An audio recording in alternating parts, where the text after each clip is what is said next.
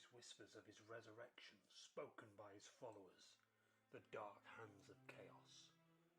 I vowed to my fallen brothers and sisters that I would never let this happen again, promising to vanquish the evil for good. This is my purpose. Hold on, why are you looking at me like that? Do I have something in my hair?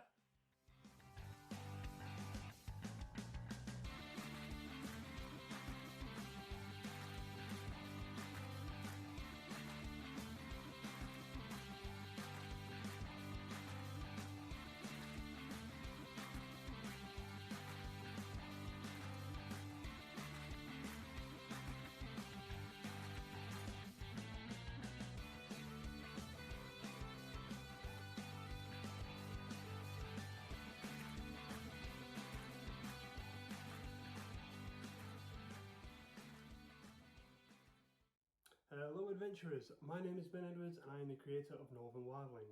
Now, Northern Wildling is a collection of very relatable and very funny stories that centre around the beautiful dice game that we all love to play.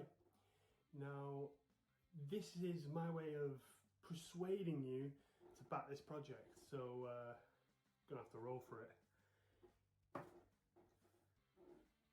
3.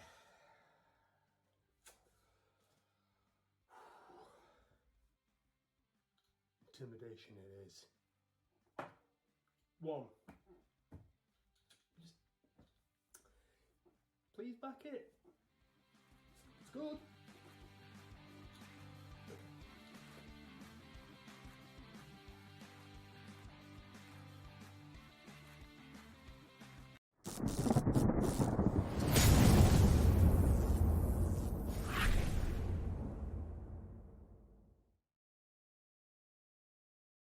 Hey everybody, welcome back. It's Ben the Badger's time again. You can see we got Steve below, but we're joined once again by Ben Edwards over there. How you doing, Ben?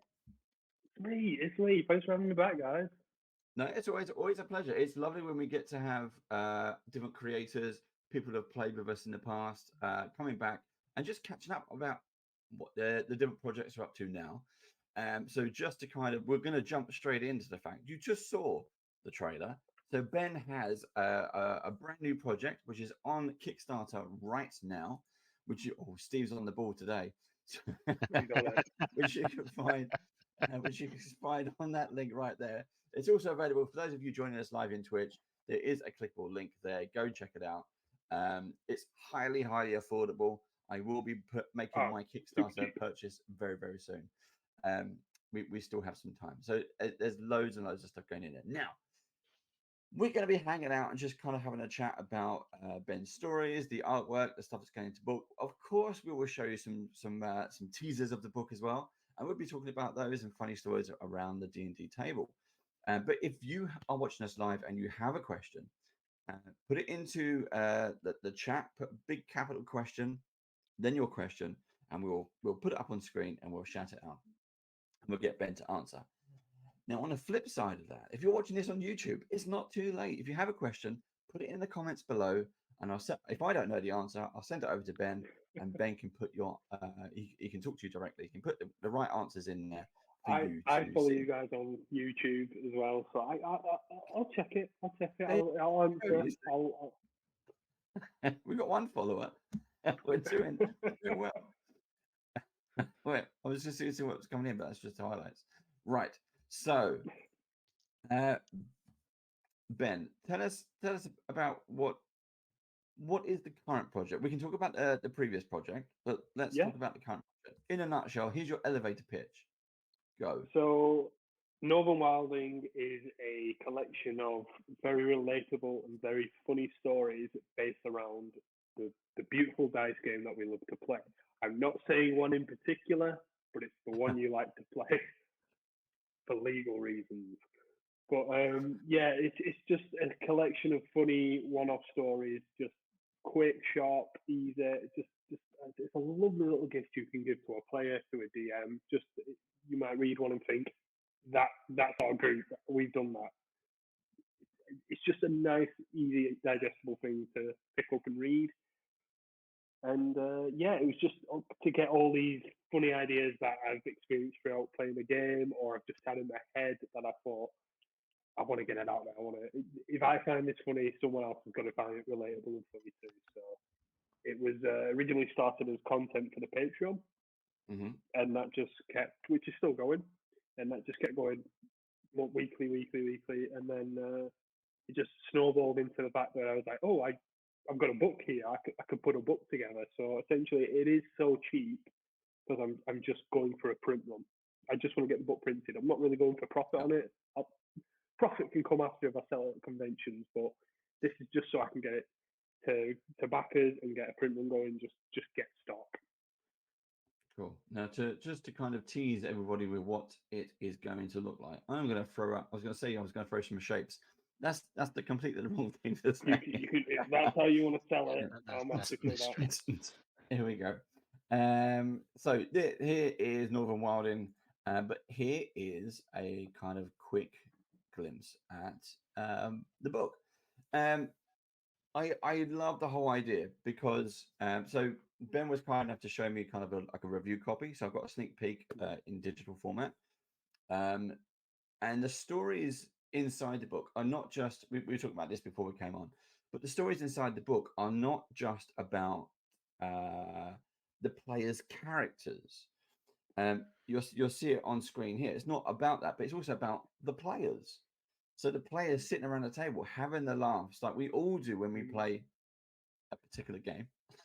Yeah. Particular. More often than not, the funniest moments have been nothing to do with the game. It's just been how a player's Yes. acted or what a player said outside the game. That's just made the night. So it's like it'd be wrong to not include that because it is such a big part of the night. And I love that because it does. It's one of those also things because as we know, these games when we get to play them in person, they're incredibly social.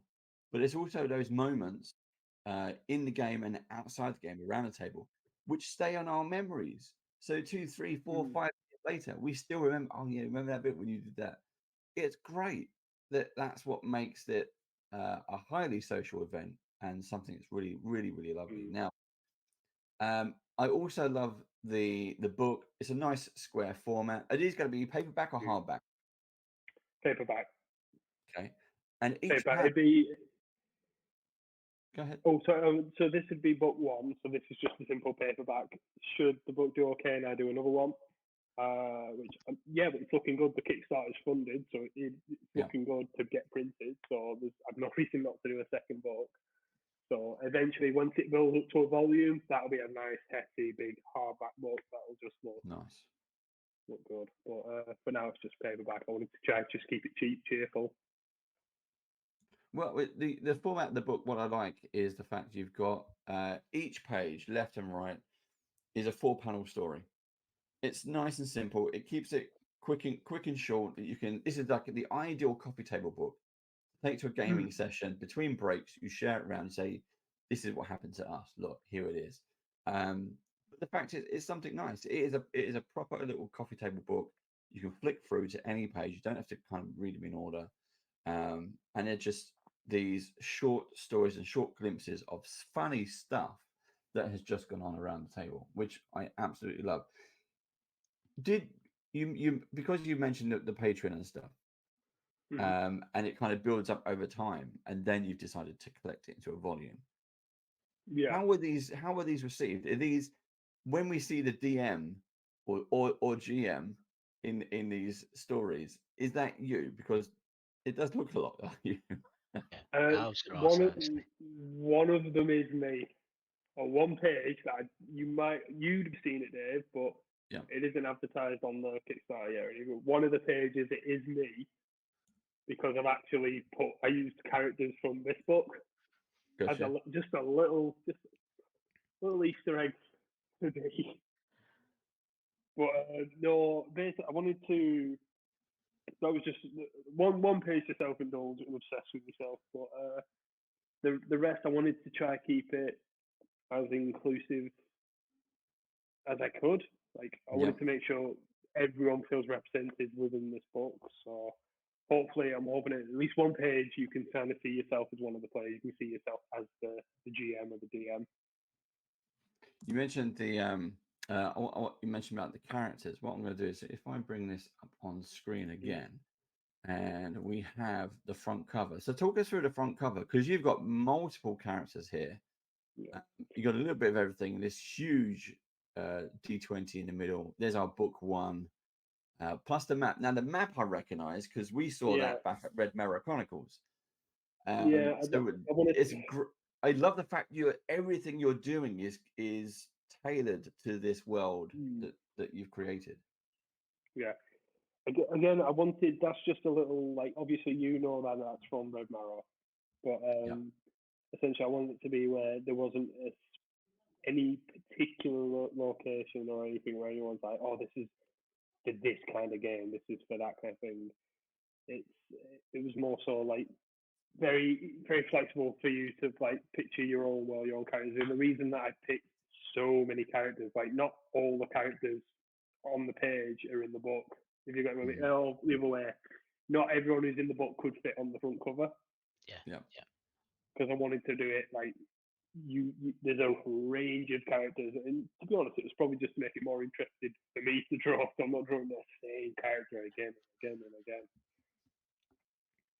and again. I remember when we was playing Red Mirror Chronicles. Wasn't you doing commission art through your Patreon for different people? So are any of the characters on the front any of your Patreon followers?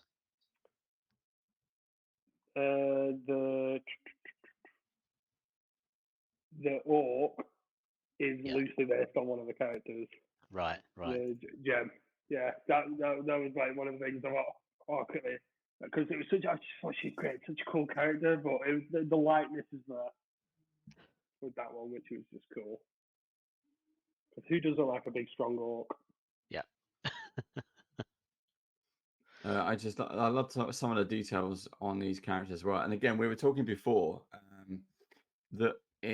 so your brand logo, which is the tree with the circle around it, we take that element, and that is featured on a lot of these characters. So we got the central wizard at the bottom.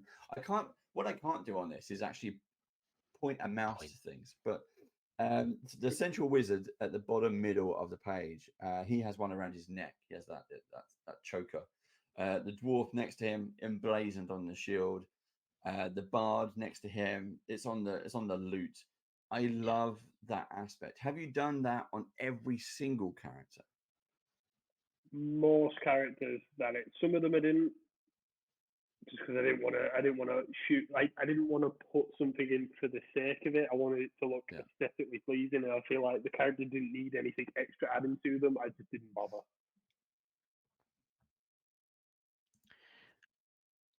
So what?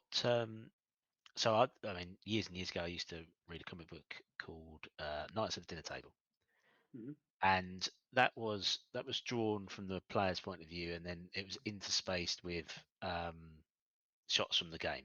But it was very basic, like black and white line drawings.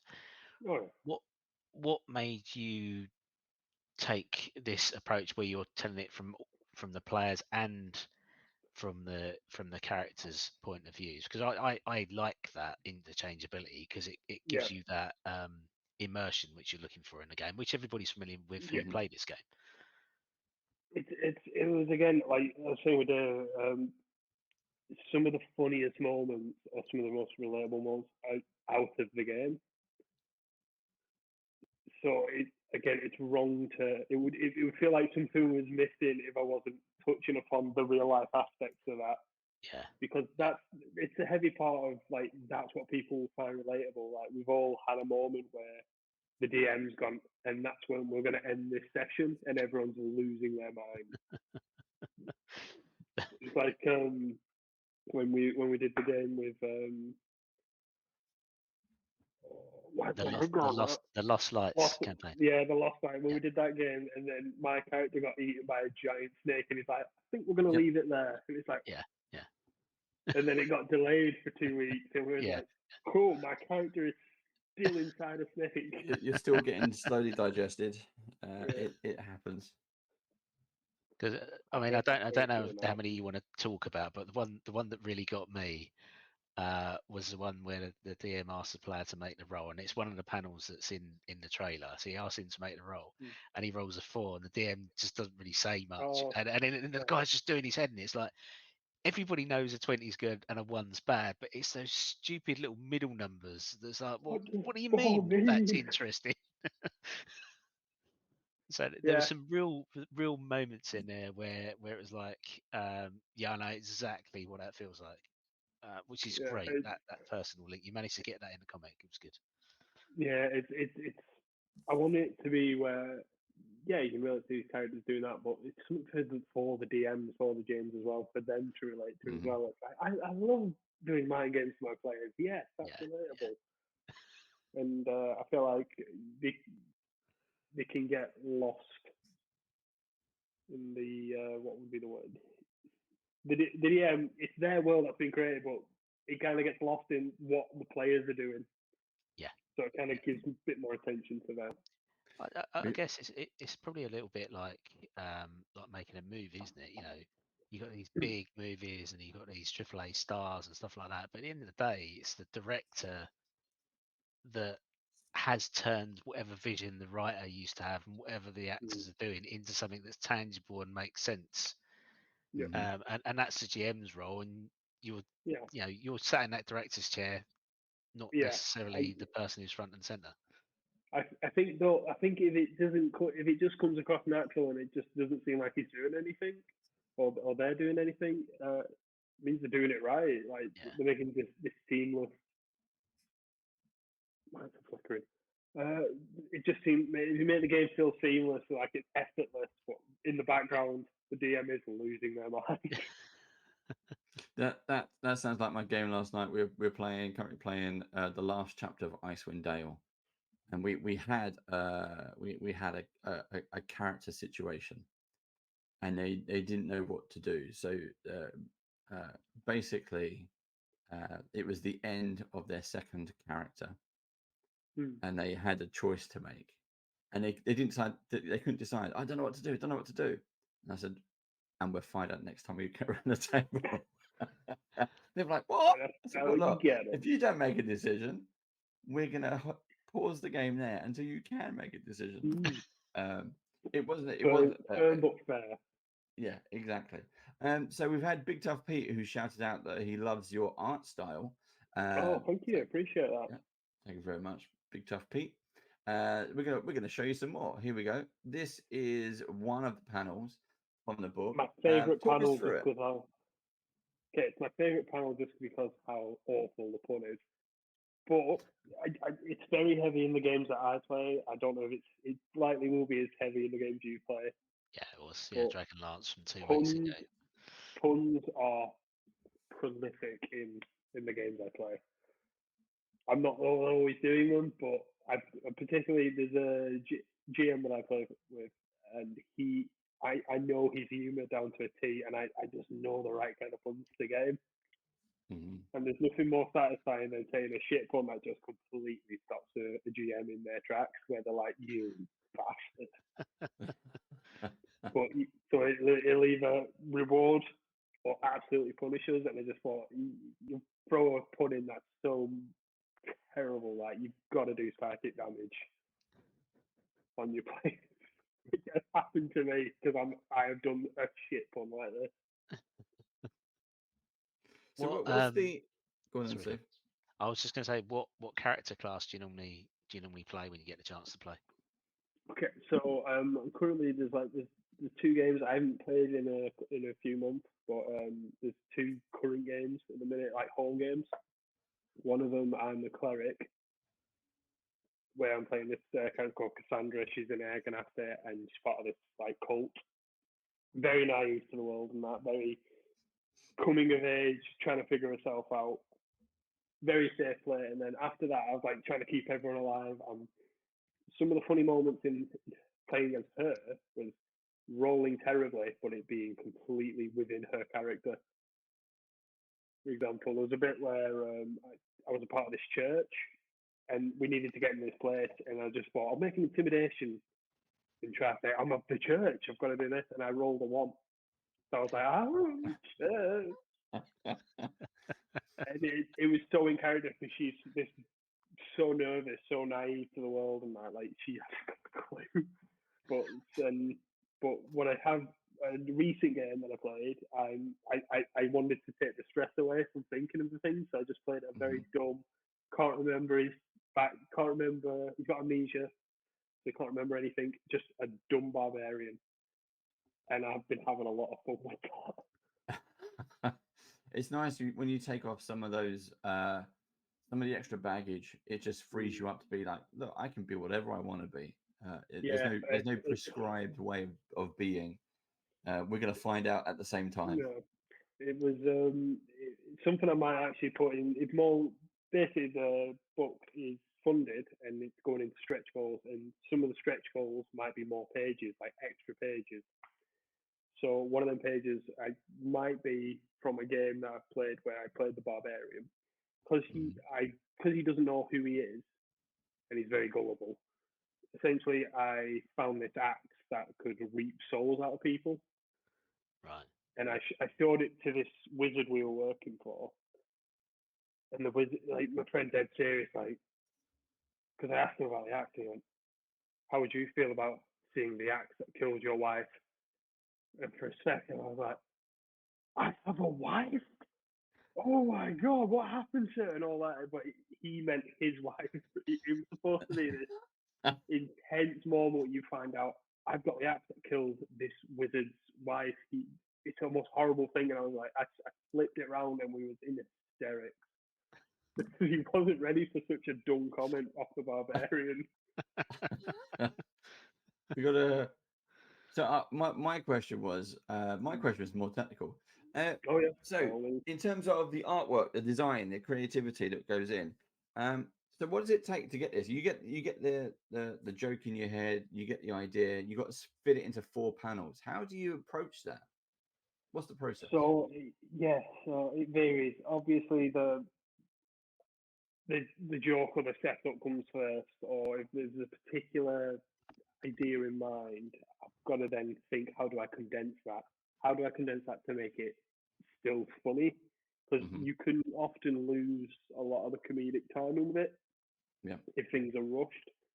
So a lot of jokes that I've had or a lot of ideas that I've had have been scrapped just because like I couldn't condense them into them 4 pages. So essentially there'll be circles or like this character here, they'll say this, they'll say that, set up, punchline. And it'll be once I know like the timing and space is right for it, then I'll rough it up and think like what characters there. This should probably make more sense if it was a bard. Yeah. And whatnot. So yeah, so once I know the setup works and everything, I'll do a rough of the characters so I know the spacing works right. Throw the text in, then it'll be the line where the grey tone. I've actually on my TikTok, which I believe is Ben Edwards Tunes, there is a video of me doing a time lapse of fresh cut grass. Oh, nice. And that's probably a really good representation of how I'd rough out a character then draw them. Right. Following on from that, what made you settle on the 4-panel page? Because that's very consistent. Obviously, the whole book is 4 panels. Yeah, I wanted that. I've seen a few pages, a few books like that tell these one-off short, quick stories, and I've always enjoyed them. So I thought if I keep it to that consistent paneling, it'll just make my life a lot easier, and it'll be it'll just be nice and digestible. Yeah. You saying that though, I was wondering if you can't fit it in to 4 panels, could you do like the center double page spread? You got 8 panels. You could either go across the top or proper comic book style. That's another option. Center page spread. Another option for another book. But what I also wanted to do, you'll notice that in the middle is the numbers shaped like a dice, the page numbers. Yeah. I purposely just wanted to keep it 1 to 20. No, that's a And good then point. any extra pages be 20 plus 1. Yeah. Well, but No, it was good like point. but no, I some jokes I'd love to have that freedom to like maybe it does find its feet, it does find an audience where I can present these bigger long term stories with it. But for now, I just want it to be there's no particular character that's being followed. It's all very much loosey goosey with it. Yeah. Cool. Remember, everyone, if you're for those of you watching this, for those of you watching it live, do chuck out a question into Twitch chat, and we'll shout it out. Doesn't have to be a question; just pay a comment. We don't want to know. We don't want to know about the weather. We just anything you'd like to point out. Please do shout it out. And again, if you're watching this on YouTube, don't hold back. We will, if you have questions, put it into the comments below, and we'll get those questions over to Ben to find out the answers. So you said the Kickstarter was funded already. How long have you got left? Because we've talked to other creators and Kickstarter. It's 11 days left. 11 days. So you were saying before we came on, Kickstarter has this tendency to be really busy at the beginning, it's quiet in the middle, and then busy again at the end. Have you seen that so far? Is that something that you would say is true? Well, we made the funding within like 3 days. Right. Like it did okay. I was quite happy with it. It's quite a reasonable. It was just a target of 800. Very reasonable. Because there's Kickstarters that are like, we want 100,000 for this. Insane. But I wanted it to be a very cheap goal. Yeah. So I could then make it very cheap and affordable. Like you can get the digital copy for £3 if you wanted to. Yeah. Or a physical copy for £5 plus £3 post and packaging, for example, in the UK. So yeah, I wanted to make this one so it is a cheap and cheerful thing. I didn't want it to be like this grand thing that you have to invest a lot of time, money in. Like, hey, you've got this book, now you've got to wait 2 years for the next one. Like, nope, take this one, enjoy it. Yeah. There'll be another one, but for now you just enjoy this.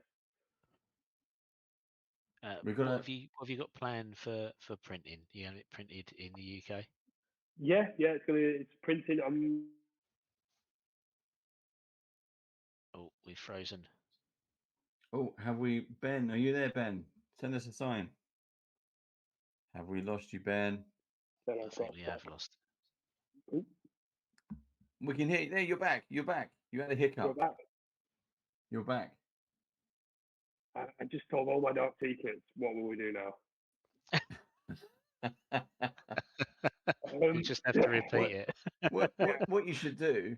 What you should do is draw this as a panel in volume 2. Oh, there you go. Yeah, no, that'd be one. Time I was interviewed for volume 1.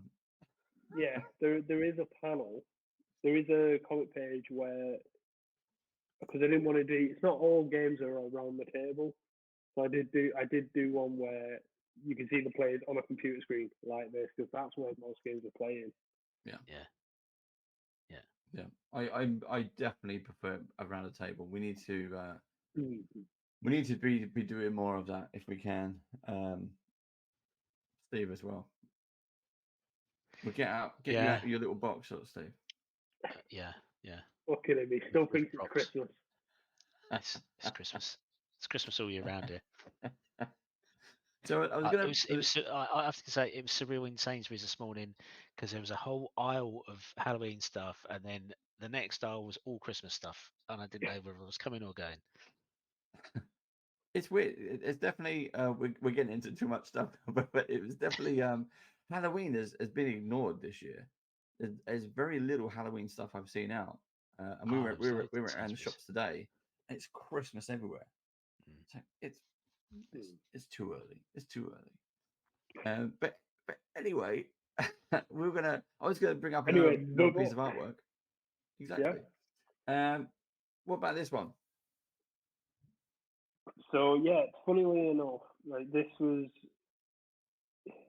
one of the whole idea of the books, the comic page themselves was originally they took the characters because I was going to do like a one-shot child-friendly D&D game.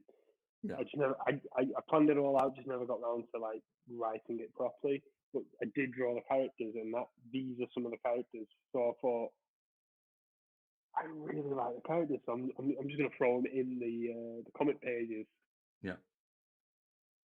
But It yeah, works really this well, one's and this particular story as well. I don't know if everyone can see that. Can you, audience? Can you see that? Let's see if we can make it bigger. See if that's going to help. There we go.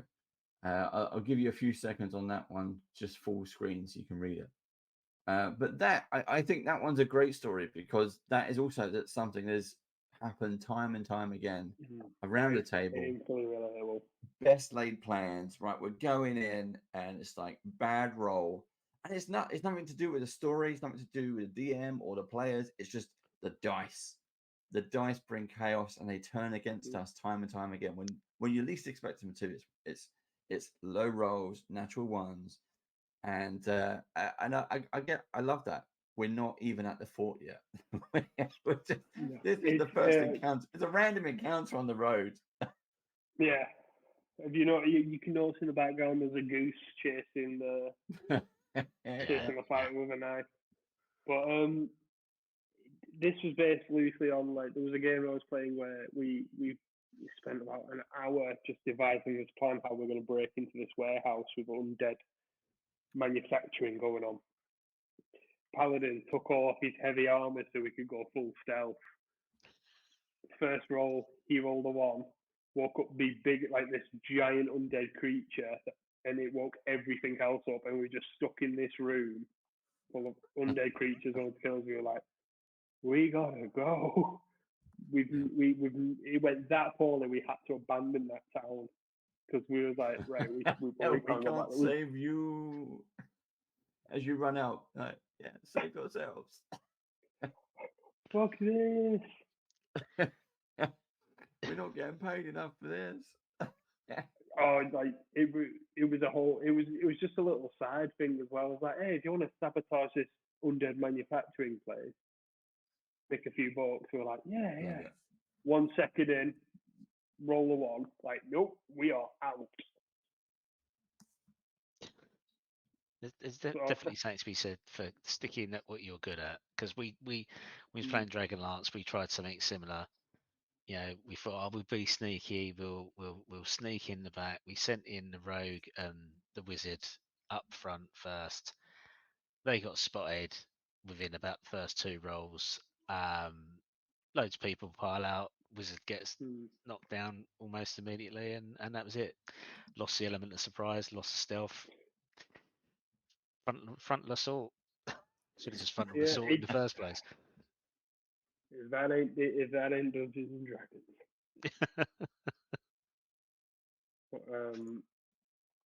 Yeah, I don't know. It's. Oh, sorry, no, go. I was going to say, we've got some more artwork. This is just the individual pieces as well now. We'll chuck these up on the screen. Again, talk us through these. Who are the characters? And we're trying to find those little details in there as well. Again, I just wanted to make it. None of them have names, not really. It's one of the. I wanted the reader to be like, that's my favorite character, I will give them a name kind of thing, or I see my character in that kind of thing. But it's just like, I just wanted to make them so you can obviously tell which is the barbarian, which is the monk, which is the bard, the druid, the wizard. Yeah.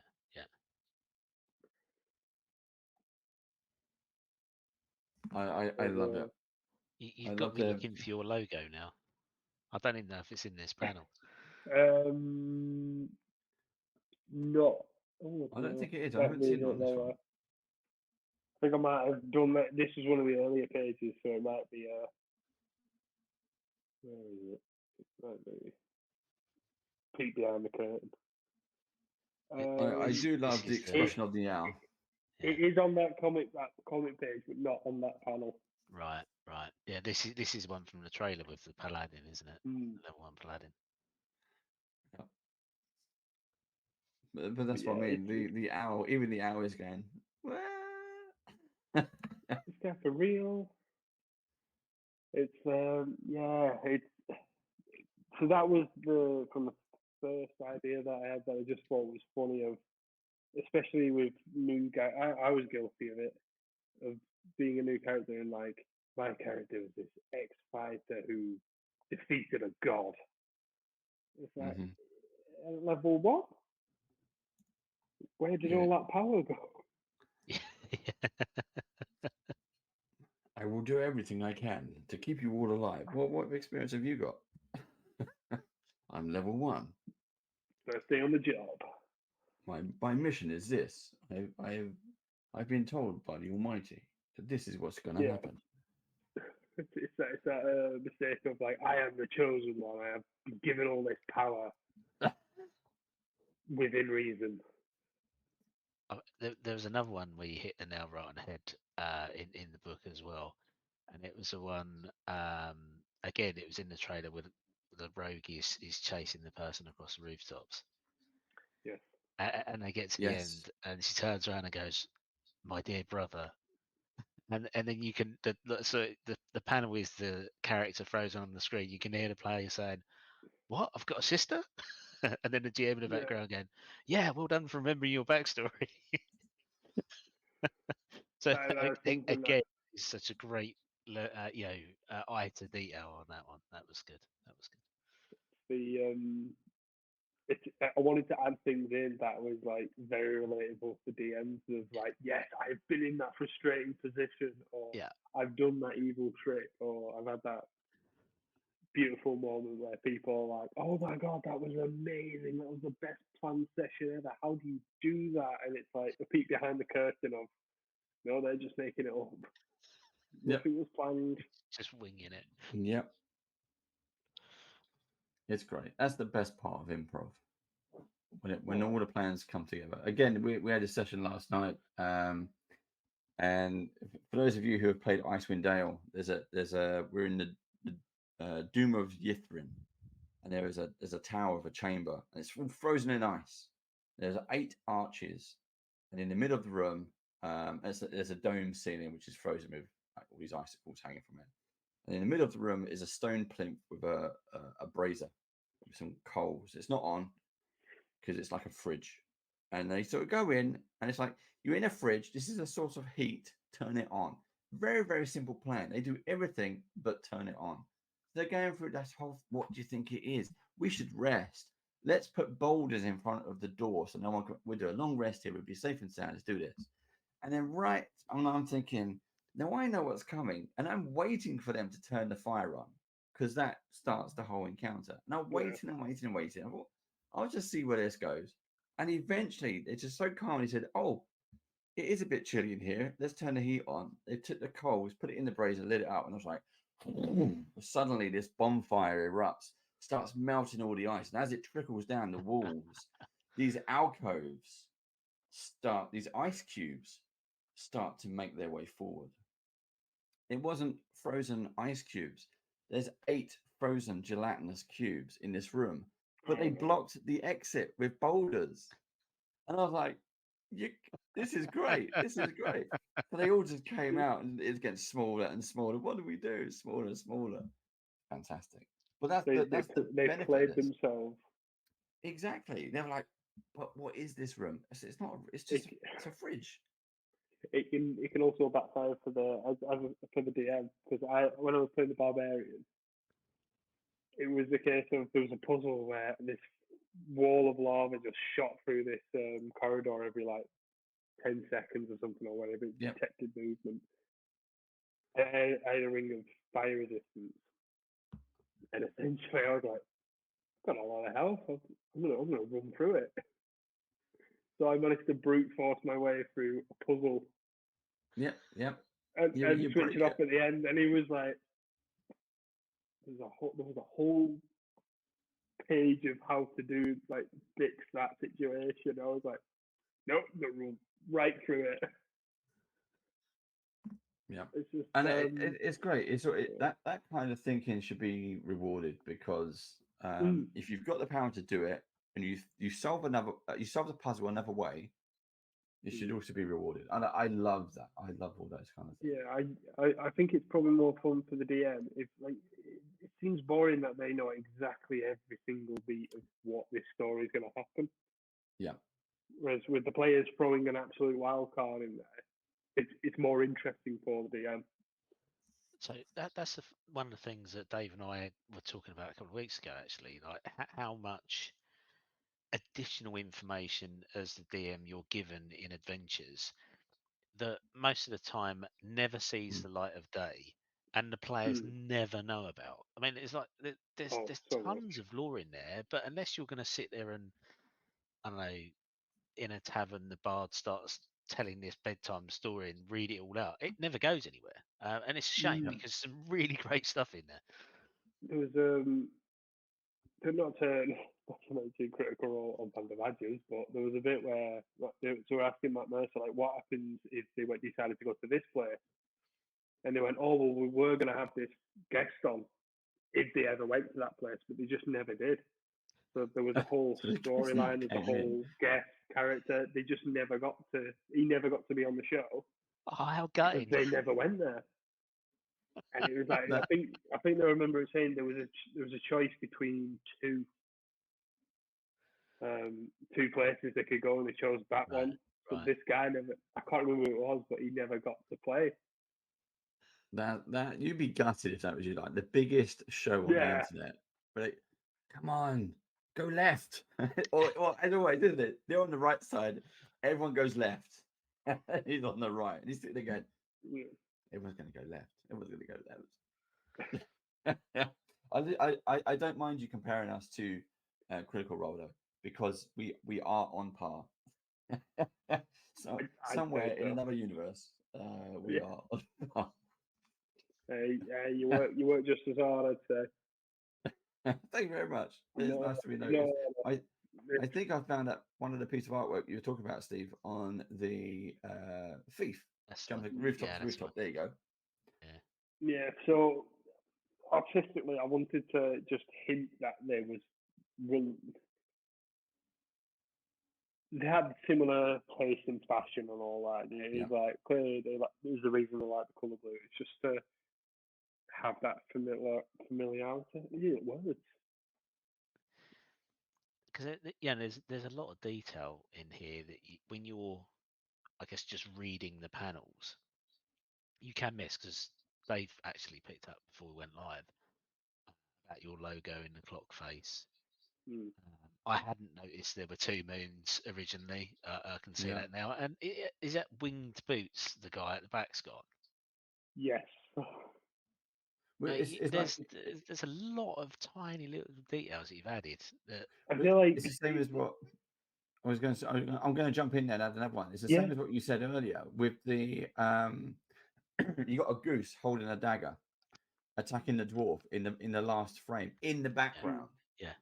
So yeah, there's a ton of stuff, and then all these little, which I think when I talk about it being a coffee book, you can find more things. You haven't read the story, you've had the joke, that's fine, but you reread it and you look at more detail what's there. I love that. I want to see more of that because I think it's such a great idea. So it's essentially I've always done that in my artwork, where I've wanted to add little things that if anyone wanted to look at my artwork a little closer, they are rewarded for that. Or sometimes it would be the case of I'm just going to put in a little something for me.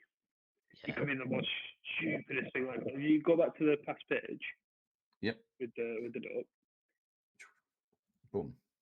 For whatever reason, there's two mushrooms down at the bottom panel that are the same colours as Wario and Waluigi. Yeah. That seems funny to me, and I don't know why.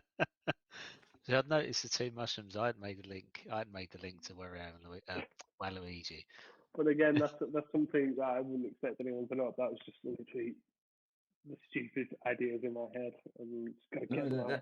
But you heard it here first, folks. There you that was a Band of Badges exclusive. Yeah, there you go.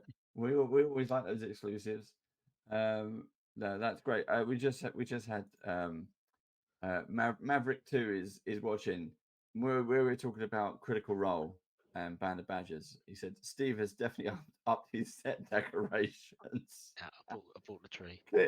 Clearly on with Critical Role's like fantastic studio with those elements in the background.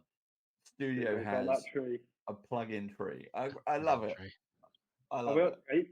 But the logo for Northern Wildling is a bright glowing tree. So It is. It is. So I knew that it was done. you didn't have to go to that effort, Steve. Yeah. My God.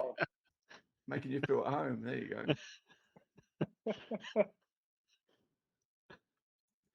I love that. I love that. Thank you, Maverick. He's very festive. It's there all year round. We've got let's bring up we've got another picture here as well. And here is our level 1 paladin from the trailer. Which again, I love that you managed to kind of put that movement into the trailer, a bit of like animation just to reveal it. Yeah. But it worked so well. Yeah, I wanted it to be. I didn't want it to be like this. I wanted it to be very meta. I wanted it to be very obvious that it's people playing a D&D game. Yeah. Not so it's like whenever you see the DM speaking within the comic, it's got this like scroll border like this is God talking. Because often not, it's kind of like not all DMs, but some DMs they get a God complex of this is my world, I am the ruler, and it's like, oh. I love that.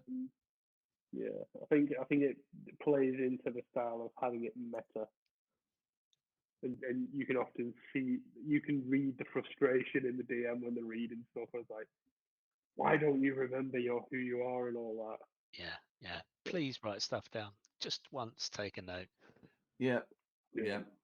I've had to go at my. I've had to go at my players at the moment as well. I'm just saying that you got to bring your notes because I'm not going to give you the answers. I do not give you the answers. Never. We got some. Oh, we just lost it. So, just a reminder to everyone while you're watching this, do go and check out the Ben's Kickstarter, kickstarter.com/project/Ben Edwards/Northern-Wildling for this most excellent volume 1. We'll keep it with the volume 1 book. Yeah. So we're hedging our bets. Is that is the way to go. Now we'll bring up the front cover again so everyone can view what it is. I'm kicking a lot of buttons. There we go. So when the people who back the Kickstarter, when are they going to get their grubby hands on it? They are potentially, depending on what it's like to get the speed of printing it, and done, ideally December, if not early January. So this could be a nice little stocking filler for anyone around your gaming table, a gift for your DM, maybe that kind of thing. For do that. If it doesn't, just blame Ben. Just tell me it was late, and you get comes a January. I mean, a New Year present. Potentially, it's been known to make you be able to throw higher numbers. If you let your dice sleep on this book, it charges them. Yeah. I also like, if you get this book for your DM, they'll let you bring back to life your favorite NPC that they killed off for having an annoying voice. See, that's a nice idea. You should do it. Oh, you should have like little. Not that you want to tear the book, but little kind of like little tickets. So here's my gift to you, but it means that I can get my character back. That kind of thing. See, in my games, one character about it. Exactly. In my games, people get. I give people inspiration if they bring table snacks to share, because it means they thought in advance about meeting everyone, that they're going to hang out with everyone, and they bring enough snacks for everyone to share. If it's a packet of Pringles, packet of whatever, I go, right, well done, thank you very much. Here's some inspiration for being nice and for thinking about that in advance, because we don't do enough of it. Now, one of the things when we first met Ben was, again, back with Red Mirror Chronicles and back with Lost Lights. You did a lot of the artwork, all the character artwork for those pieces. And you did a special piece for me, which we've never... Have you ever had to use it once? I think it's good that you've never had to use it. Yes. But I'm going to show everyone now. So this is going to Amazing. fill the screen. So here it is. So this is the oh no, the stream is broken. Yeah, so this is something I didn't actually tell you about. I just thought, oh, it'd be a nice thing. I think it came up in conversation that what happens when there's a technical difficulty, and then Yeah. And the it was idea so just popped nice. It in was here. so sweet. I think you captured me perfectly. Well, it's not just that. If you put it up again, so this is what I was saying earlier Yeah. about the attention to detail that you have, right? The keyboard is broken and 2 letters have broken off. KO. KO. I mean, Yeah. that just says a just- lot about what you're thinking about in terms of what goes in there. To me, Yeah, that's more revealing to your personality than anything else. oh, I live for that shit. Just the small things, like it just Yes. hints at there's a deeper story there, and like having a beholder just hidden away. Yeah. Yeah, if you buy Dave a pack of peanut M&Ms, you're in for a wild ride. Bribe your DM with a pack of it, and Pack of the there you peanuts. do it. Yeah. The other thing on there as well is, so to the left of the mouse, there is a Band of Badgers flyer, and I don't know if you've actually seen any of our flyers, but it's A5, but the colours are reversed. It's a black flyer with a white badger paw. So you almost had it. You almost had Nearly it spot had on. it. No. So there you go. There's definitely some kind of telepathy stuff going on. And as Steve said, you got a couple of heroes down there and a beholder. I love it. Yeah. One of He's them's even a got the ranger haircut, as the well. One glasses. of them's a ranger. Your Yep. favourite class. Yep, absolutely love it. Oh, there we go. Maverick 2 saying, no, so you mentioned peanut M&Ms. There you go. I just have them on a daily basis. Don't do it in trouble. Just keep saying. The players know how to bribe me. That's what we got to do. Right. So we're down to the last couple of minutes, folks. If you're watching us live, thank you very much. If you have questions for Ben, do shout them out. Just put them into chat. Just use your fingers. Shouting at the screen won't work. You're gonna have to use your fingers to type. And then we'll put the last couple of questions on. We are going to wrap up very, very soon. So if you do have questions, do shout it out. So again, we're looking at potentially getting the book for Christmas or by Christmas, end of December, that kind of time. Yeah, it depends. The printer that I use is very busy at this time of year. Yep. So it should be fine. So yeah, the goal is to get them printed by and sent out December for worst And case. also, so that's for the physical book, but you're also going to be selling the digital books as well. What are the tiers in the Kickstarter? So the tiers are, just so I don't make any mistake, I will get it up on here. But essentially, you could just do the reward one, which is essentially just £1, and that's just showing support. You don't necessarily want a reward. You just believe in me as a creator, and just want to just show that support. Yeah. You just get that warm fuzzy feeling inside. So reward 2, which is the most popular, is the £3 digital reward, which you get the full book in digital format. Which, yeah, it's nice. That's how you guys have received the review copy. So nice, just digestible on an iPad or on a phone. Yeah. And then the third reward is the physical one, which is like my first favorite because I want the book printed so I can sell it at Comic Cons. But that's just £5, and that's for I say it's 20 pages. There's a couple extra pages in there, but they're more like fillers or extra. There's at the back of the book. There's a certain reward where you can have your name in the back of the book, and essentially another badge is exclusive. That's going to be like a tavern. Tavern owners like you want your name on the hero with these legends. These are the heroes on the back of the wall. So that's, I'm in for that one. That one, I can tell you that is £15 to get that treatment. Yep. But obviously, Band of Badgers will get a place on that wall regardless. Oh, thank you very much. So I was going to go for the £20 one. There was a £20 tier as well. Yeah, the £20 tier is with it's For £20, you get the digital and the physical. You get it signed by me, name in the back of the book. Where it's going to be all like a tavern wall, looks great, you'll be hyped up, and then in the book you'll actually have a sketch of one of the characters, just thing, which is always like nice to have. Fantastic. So, folks, there we go. There is lots of stuff being packed into this book. Do check it out. We've had the Kickstarter links up in live chat. We've had it on screen. If you missed it, you can rewind and go see it again. Ben, we're going to wrap it up there. Steve, are you ready? Thank you for having me. Thank you so much for joining us, folks. That is the end of it. Remember, you can find Ben on Kickstarter. Shout out quickly. We haven't got him on screen, but shout out quickly. Where else can people find you? You can find me on all social media platforms under Ben Edwards Tunes. Or Ben Edwards Tunes. Patreon, Northern Wildling. Fantastic. And go. I was going to say spend a penny. That's the wrong thing. You mean if Kickstarter spend a I'll gold. take a penny. Spend £1. Spend $1. Because Maverick can. So we're going to leave it there, folks. Thank you very much for joining us. We will see you on the flip side. And until next time, I'll see you later. Bye-bye.